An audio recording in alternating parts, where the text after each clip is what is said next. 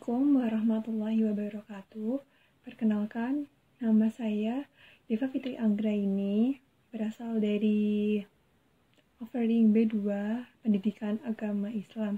Kali ini saya akan mempresentasikan tentang materi bab 8, yaitu berjudul Korupsi dan Upaya Pemberantasannya dalam Pandangan Islam.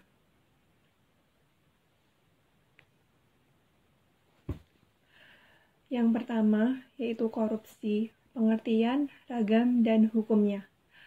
Pengertian korupsi. Korupsi sendiri tidak terdapat di dalam Al-Quran, namun kata korupsi ini diambil dari bahasa Latin, yaitu corrumpere, corruption, dan corruptus. Kata tersebut kemudian diadopsi oleh beberapa bahasa di dunia. Dalam bahasa Inggris, kata tersebut diserap menjadi corruption, yaitu dari kata kerja korup, yang berarti jahat, rusak, curang. Dalam bahasa Prancis, dikenal dengan corruption, yang juga berarti rusak. Kata korupsi yang dipakai dalam bahasa Indonesia merupakan serapan dari bahasa Belanda, corruptie, yang berarti curang dan jahat. Sedangkan secara istilah, ada banyak pengertian, yaitu salah satunya dari KBBI, korupsi berarti perbuatan busuk seperti penggalapan uang, peneril, penerimaan uang sogok, dan lain sebagainya. Yang kedua yaitu bentuk-bentuk korupsi.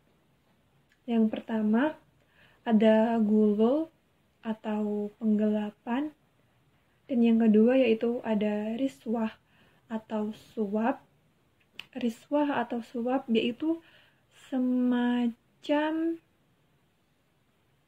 perbuatan yang menginginkan suatu timbal balik. Contohnya saja, ada seorang mahasiswa yang ingin masuk ke universitas tanpa melakukan tes apapun dan mereka melakukan suap. Nah, hal tersebut termasuk ke dalam riswah.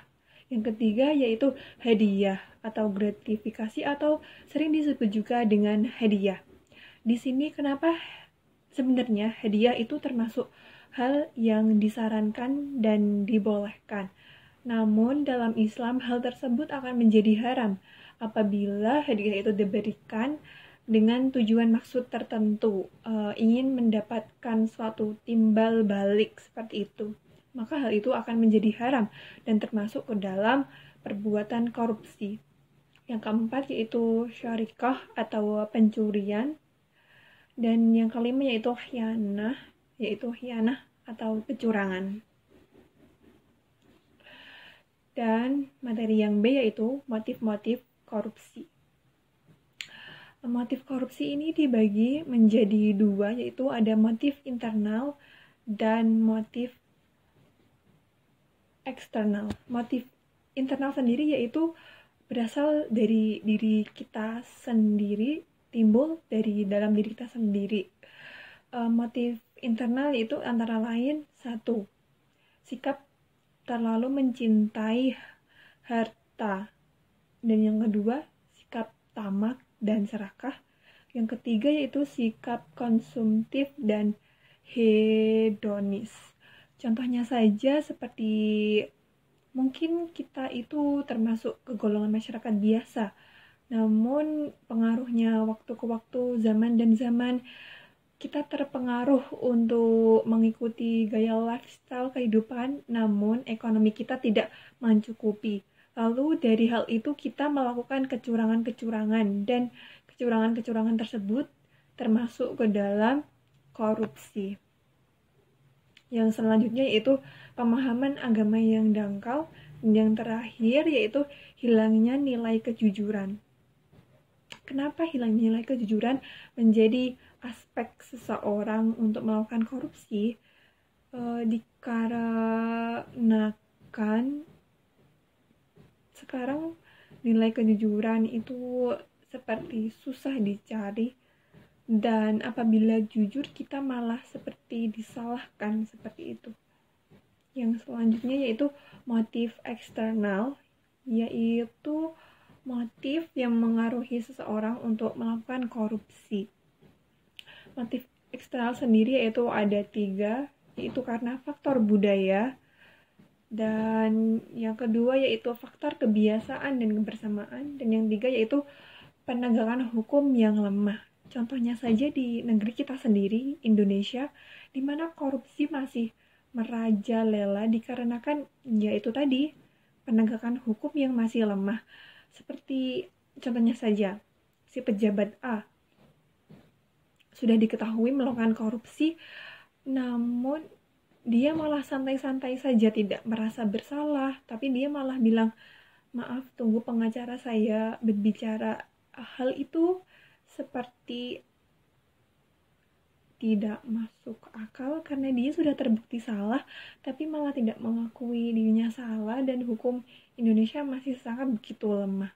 Berbeda dari negara lain, contohnya saja Jepang, yang dimana apabila suatu artis atau pejabat dia diketahui telah bersalah, malah dia akan mengundurkan dirinya sendiri dari perusahaan tersebut atau jabatan tersebut. Berbeda sekali dengan Indonesia. Yang materi selanjutnya yaitu bahaya korupsi bagi kehidupan. Bahaya korupsi bagi kehidupan individu yaitu contohnya saja efek sampingnya mungkin kita akan masuk neraka pastinya, karena hal yang telah kita perbuat itu termasuk dosa, dan kita akan dibenci oleh Allah Subhanahu wa Ta'ala. Yang selanjutnya yaitu bahaya korupsi bagi generasi muda. Nah, ini bahaya korupsi bagi generasi muda sangat-sangat berpengaruh dan berefek bagi kehidupan di Indonesia sendiri. Apabila generasi muda sudah ditanamkan atau dicekokin dengan korupsi, bagaimana bangsa kita ini mau maju dan mau sukses. Dan cara-cara untuk mendangkal generasi muda terpengaruh oleh korupsi, maka sejak dini kita harus menanamkan nilai kejujuran dan juga selalu patuh terhadap hukum, seperti tidak pernah menyogok dan lain sebagainya. Yang selanjutnya yaitu bahaya korupsi terhadap kehidupan bermasyarakat.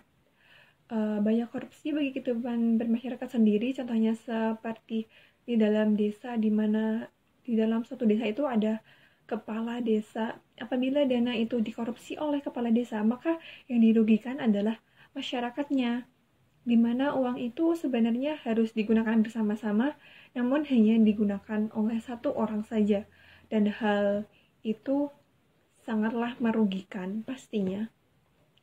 Yang selanjutnya yaitu bahaya korupsi terhadap sistem politik. Nah, ini salah satu permasalahan di negeri kita Indonesia yang dari dulu sampai sekarang sama sekali belum terselesaikan dan terpecahkan. Contohnya saja, bahaya korupsi terhadap sistem politik. Contohnya saja saat pemilihan, tidak usah jauh-jauh, seperti pemilihan kepala desa mungkin.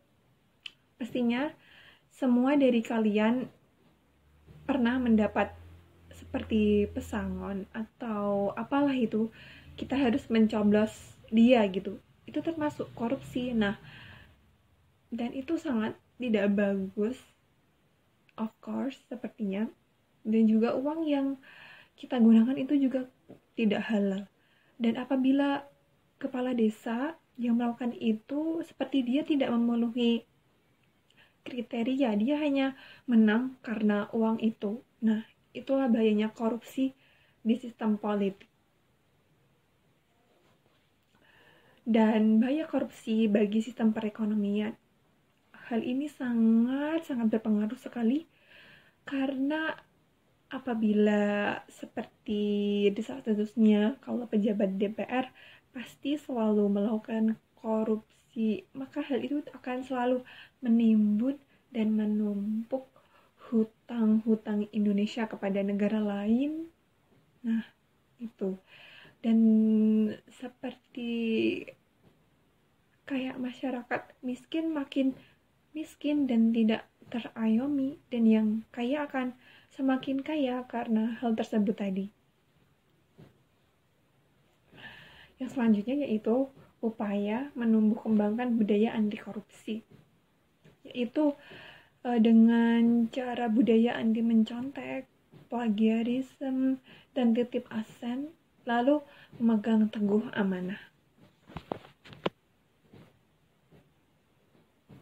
Nah, hal tersebut adalah materi yang saya sampaikan dalam materi korupsi dan upaya pemberantasan dalam pandangan Islam. Maka intinya adalah dan kesimpulannya, korupsi itu sangat berbahaya dan efeknya sangatlah buruk, bukan hanya bagi diri kita, tapi bagi seluruh masyarakat di Indonesia, dan bukan hanya bagi masyarakat Indonesia, tapi bagi seluruh dunia. Maka daripada itu, mulai sejak dini dan mulai sejak sekarang, tanamkan nilai kejujurannya. Sekian presentasi dari saya, Deva Fitri Anggraini. Mohon maaf apabila ada salah kata. Wabillahi taufiq wal hidayah. Wassalamualaikum warahmatullahi wabarakatuh. Dan mohon maaf sebelumnya karena saya menggunakan handphone untuk melakukan tag video ini, maka PPT akan saya gabungkan melalui edit video. Dikarenakan di dalam handphone saya tidak bisa merecord, walaupun merecord itu pun harus menggunakan 2 device. Terima kasih. Wassalamualaikum warahmatullahi wabarakatuh.